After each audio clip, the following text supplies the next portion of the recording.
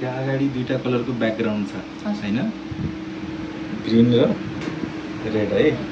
अब यसमा चाहिँ 2963 भनेर लेखेको छ नि, तिमीले चाहिँ त्यो नम्बरलाई मात्र हेर्ने, अनि नम्बर चाहिँ कतापट्टि अलिक गाढा जस्तो डार्क जस्तो लागेको छ तिमीलाई। कुनै एउटा साइडमा डार्क बढी छ कि दुईटामा लगभग बराबर लागेको छ? ग्रीनतिर डार्क छ यसमा।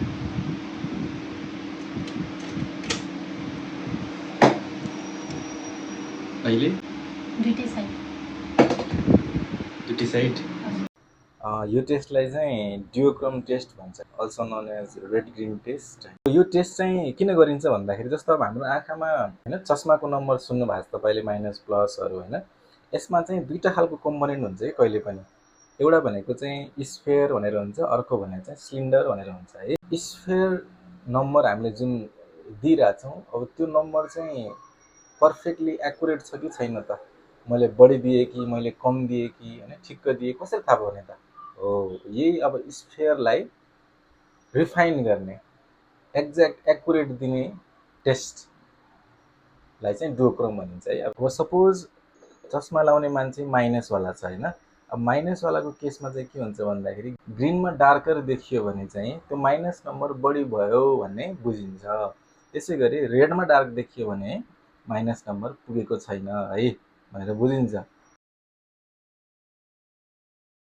त्यसै गरी प्लस लगाइरहेको छ भने ग्रिनमा डार्क देखिनु भनेको प्लस नम्बर पुगेको छैन भनेर बुझ्छौँ, अन्डर करेक्टेड छ।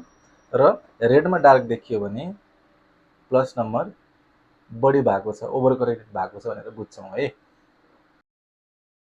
यति धेरै हामी रिफाइन किन गरिरहेछौँ भन्दाखेरि माइनस नम्बर चाहिँ ओभर करेक्ट चाहिँ लाउनु हुँदैन। माइनस नम्बरको क्यारेक्टरिस्टिक के छ भन्दाखेरि जस्तो सपोज तपाईँलाई -1 लाग्छ भने -1.5 राखेर हेर्दाखेरि मोर क्लियर देखिन्छ है, बढी क्लियर हुन्छ, तर आँखाको लागि चाहिँ राम्रो हुँदैन। त्यही भएर हामीले यो ड्युओक्रोम टेस्ट गर्छौँ ताकि माइनस नम्बर बढी नजाओस् र प्लस नम्बर कम नजाओस् हैन। मिनिमम माइनस र म्याक्सिमम प्लस दिने हाम्रो टार्गेट हुन्छ, त्यही भएर हामीले ड्युओक्रोम गर्ने हो।